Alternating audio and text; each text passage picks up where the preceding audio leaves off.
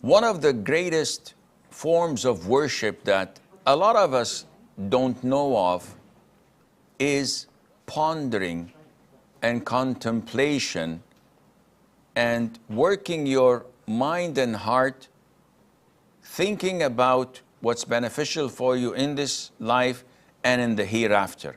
This is what energizes your heart.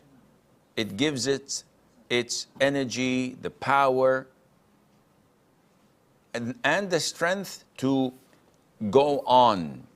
Allah Azza wa Jal praised such form of thinking in the Quran in so many places. Allah says, if we had sent down this Quran upon a mountain, you would have seen it humbled and splitting from fear of Allah. And these examples we present to the people that perhaps they will give thought. The Prophet ﷺ, as we all know, lived his first 40 years of his life in Mecca.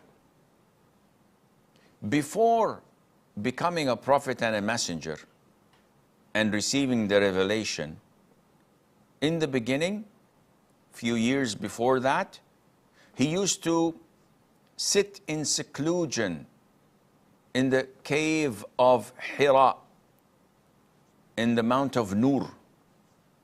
Doing what? Spending days and nights there, contemplating, pondering, and worshiping Allah Azza wa Jal without a sharia, without any direction, but only following his instinct and his nature. And if you go and look at Mount Nur and at this Gharu Hira, the cave of Hira, you will find that it's about a couple of miles outside of Mecca, surrounded by huge mountains and a clear sky. And this by itself gives you great opportunities to ponder and think.